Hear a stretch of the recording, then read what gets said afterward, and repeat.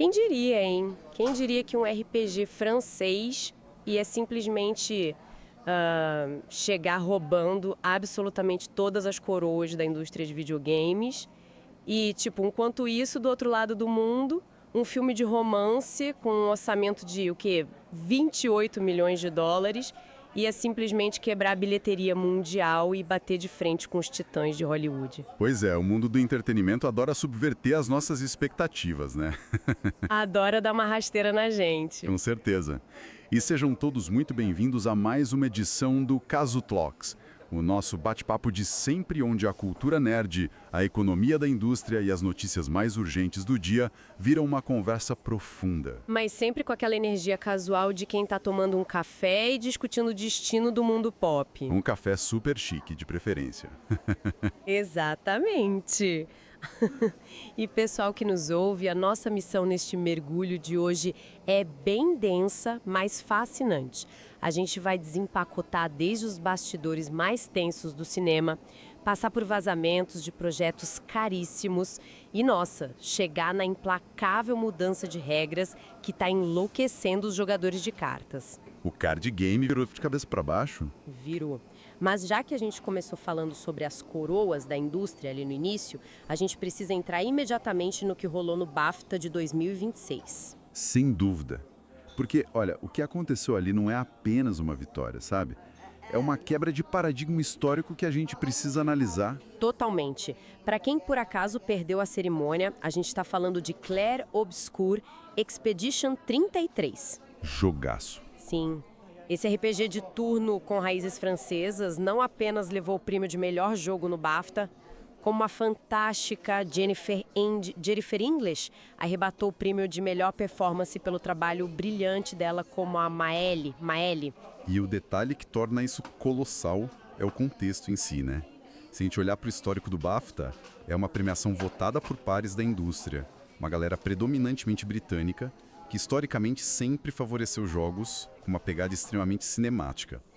Os jogos mais de filme, né? Isso. Muita captura de movimento hiperrealista, narrativas bem densas. Então, um jogo francês que é focado em combate por turnos, quebrar essa bolha, é impressionante. Caramba, sim. Mas a coisa fica ainda maior. Clair Obscur. Clair Obscur agora é apenas o segundo jogo em toda a história a vencer os 5 maiores prêmios de jogo do ano da indústria. Eles simplesmente igualaram o feito astronômico de Baldur's Gate 3.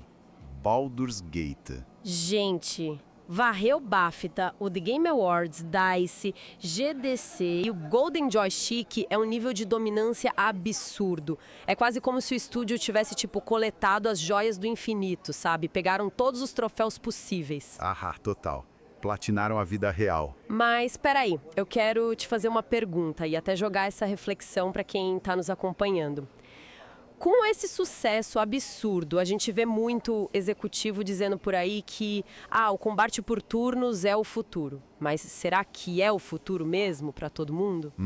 Ou eles simplesmente pegaram um gênero de nicho e executaram com tanta perfeição que transcendeu a bolha? Porque eu duvido muito que as grandes franquias de tiro vão de repente virar RPGs de turno amanhã. Olha, essa é uma observação cirúrgica.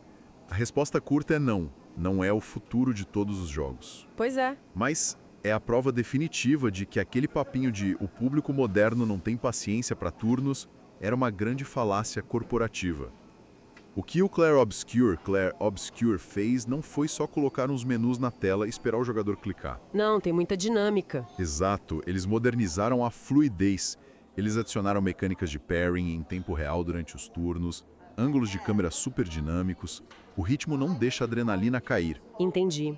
É sobre respeitar o tempo e a inteligência de quem tá com o controle na mão, né? O jogador quer pensar na estratégia, mas não quer perder o espetáculo visual. Tem uma tensão constante nessa indústria entre a ambição artística de um lado e a dura realidade do hardware do outro. E enquanto um projeto atinge a perfeição e leva o prêmio a rodo, outro acabou de bater de frente com um muro de tijolos tecnológico. Nossa. Isso parte o nosso coração pixelizado. Eu já sei do que você está falando. Do doloroso caso de Replaced. Exatamente.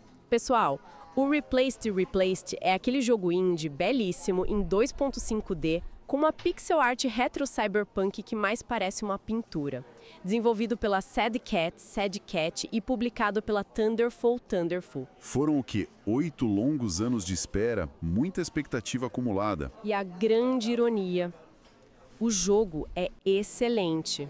No PC, ele alcançou uma nota 81 no Metacritic, mas a versão para Xbox Series S chegou, olha, por falta de palavra melhor, completamente quebrada.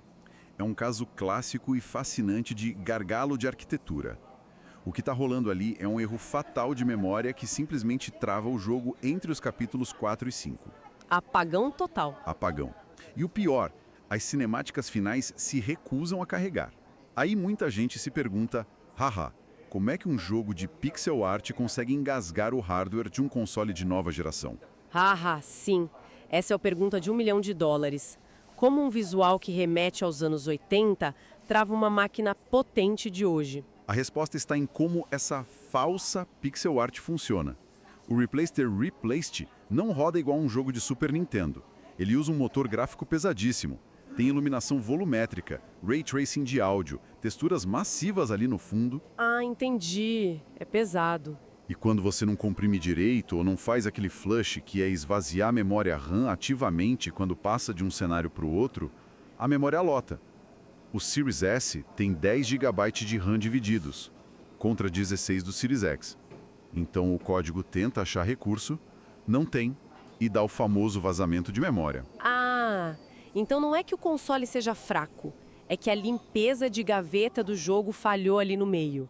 A gaveta encheu de papel velho dos capítulos anteriores e não sobrou espaço para o capítulo 5. Perfeita analogia. Gaveta lotada. Que tristeza para um lançamento tão aguardado. Mas a gente sabe que os estúdios independentes são guerreiros. E quem acompanha o cenário, especialmente no Xbox, tem encontro marcado dia 23 de abril no Showcase ID at Xbox, né? É lá que eles vão tentar provar que domaram esse hardware. E a lista tá robusta, viu? Muito. A gente vai ter atualizações de Aphelion, Hefelion, do Mistfall Hunter, There Are No Ghosts at the Grand e, claro, do super esperado Solo Leveling Arise Overdrive. Solo Leveling Arise Overdrive. Promete? Promete muito. E só para não deixar o pessoal da ação de fora, dia 28 chega o trailer do Warband Exo Experts em Helldivers 2. Finalmente, o Mecha Exo 51 Lumberer vai descer para o campo de batalha. Incrível! O que nos leva a uma transição bem interessante. Se os indies sofrem para colocar arte no hardware atual, as empresas gigantescas sofrem muito com as escolhas na hora de reviver o próprio passado. Nossa, e como? E essa ideia de ressincronizar o passado nos leva direto para as águas do Caribe. A indústria simplesmente foi chacoalhada por aquele vazamento colossal do remake de Assassin's Creed Black Flag Resynced. Vazou tudo. Tudo. A Ubisoft já confirmou e vem revelação oficial por aí. Inclusive, quem quiser pegar a pistola Rufino, é só assistir 20 minutinhos lá na Twitch. E os modelos visuais estão um absurdo. Os relatórios apontam que o salto gráfico é realmente geracional. E tem um detalhe que o pessoal comemorou muito. Aparentemente, cortaram todo aquele tédio das sessões nos dias modernos nos escritórios. Foco 100% na aventura pirata. Mas a lâmina oculta corta para os dois lados, né? Eu vou ter que trazer um balde de água fria pesadíssimo agora. Ixi, lá vem. Que foi que eles estragaram? O custo de entregar gráfico de ponta cobrou seu preço. Vazou também que a Ubisoft cortou completamente o modo multiplayer original. Mentira! Verdade. E deixaram de fora a aclamada DLC Freedom Cry do Adolé. Tudo isso com a desculpa de focar puramente no RPG single player. Mente dividida. Pensa comigo. É o equivalente a você ir na loja, comprar o relançamento remasterizado em vinil do seu álbum favorito. E descobrir que deletaram a faixa bônus? Exatamente. Deletaram a sua faixa preferida. Será que ver a água do Caribe em 4K compensa perder um pedaço tão importante da história original? Olha, do ponto de vista corporativo, para eles compensa. O Esguilmon já deixou claro que quer lançamentos regulares. Manter servidor multiplayer antigo custa caro. Eles preferem focar no gráfico que vem de trailer e evitar dor de cabeça com suporte, sabe? Entendi. Até porque o Creed Rex já está sofrendo com vários atrasos internos. A máquina não pode parar de rodar. É a velha pressa corporativa engolindo o legado. E falando na máquina gigante das adaptações e nessas coisas caríssimas, a gente precisa olhar para a Austrália. O live action de Gundam. De Gundam. Isso. As câmeras começaram a rodar lá na Gold Coast com a Sydney Sweeney e o Noah Centineo. E o impacto econômico é irreal, são 110 milhões de dólares caindo na economia de Queensland, gerando uns 350 empregos diretos. É o motor econômico global agora. Contudo, adaptar mecha gigante para live action é andar numa corda bamba finíssima.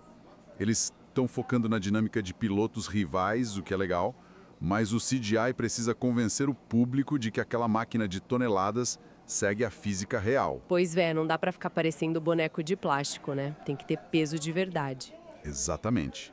Mas falando em maquinário pesado, e nesses sets colossais de filmagem, a gente precisa fazer uma pausa séria agora. Com toda certeza. A gente fala de escalas enormes. E a magia do cinema às vezes cega a gente para os riscos reais e tangíveis que os bastidores exigem. E a gente teve um lembrete trágico disso essa semana. Sim, nos estúdios da Sky Elstree. Durante as filmagens da adaptação live action de How to Train Your Dragon 2, um técnico da equipe de efeitos especiais se feriu de forma severa ao operar uma serra. Ele infelizmente perdeu vários dedos e a equipe médica, mesmo após cirurgias extensas, não conseguiu realizar o reimplante. É uma lesão permanente. É uma notícia que aperta o coração e nos faz refletir muito.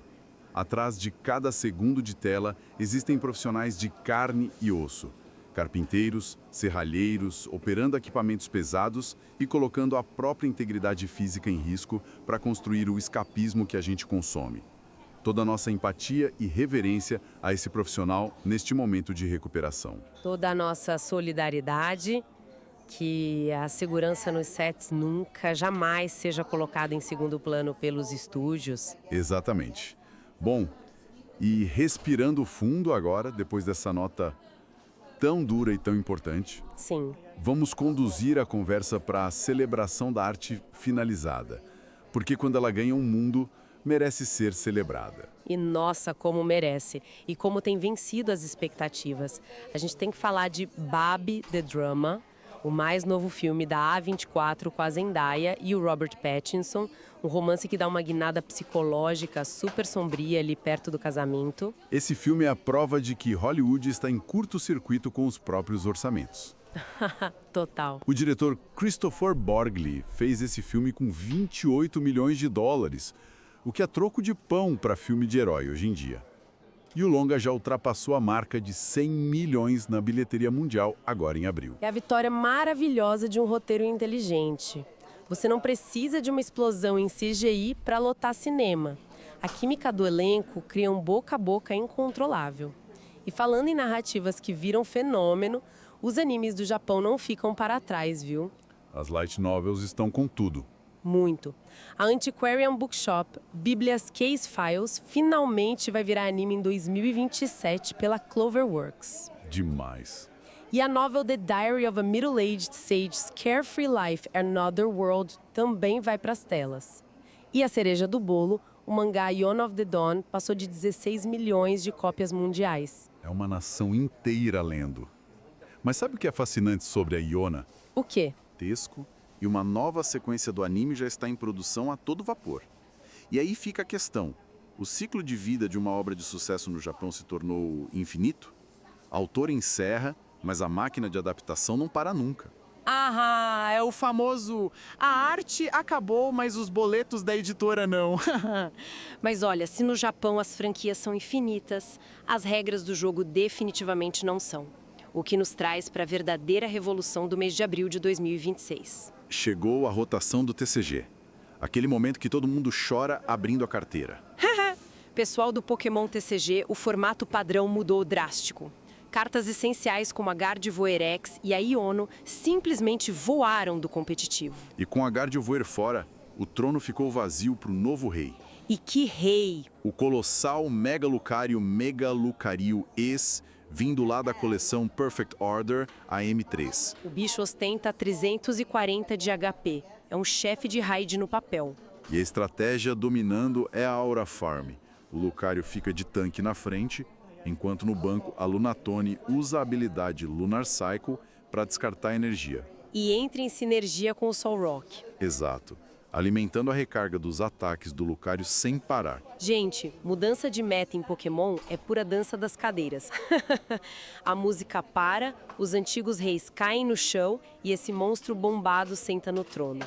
E usando o Maximum Belt ou o Premium Power Pro, o Lucario bate exatos 320 de dano. O número mágico para nocautear o Dragapult X é matemática pura de Wall Street.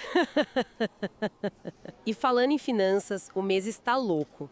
Tem que dividir o dinheiro com o Yu-Gi-Oh! Rarity Collection V, que traz reprints premium da Kells Angel, e o MTG Strixhaven 2026, com foco pesado em Commander e nas Mystical Archive. A verdadeira estratégia virou preencher planilha do Excel para comprar pacotinho, né? E com essa loucura financeira, a gente vai se encaminhando para o fim do nosso mergulho. Mas antes de fecharmos, se a gente olhar de longe, reprints de TCG, um jogo indie simulando tela dos anos 80, remake de Pirata de 2013 e live action de anime. Nossa, verdade. Parece que a indústria não quer inventar o futuro. Ela está apenas ressincronizando o nosso passado, com novas regras e vendendo de novo. E eu pergunto, a gente está preso num loop confortável de nostalgia? Uau! Eu assino embaixo, viu? A gente paga pela saudade com gráficos novos. Uma reflexão fantástica para o pessoal de casa matutar hoje. E com isso a gente encerra mais uma edição vibrante do Casu Talks. Muito obrigada pela companhia no nosso café de hoje. O prazer é sempre nosso. Não esqueçam de curtir, compartilhar e voltar amanhã para mais conversas. E o desafio, quem acompanhou o mergulho até o final, comenta nas nossas redes a frase Pirata sem multiplayer, pra gente saber quem é a raiz. Um beijo gigante e até a próxima. Até amanhã, pessoal. Um abraço.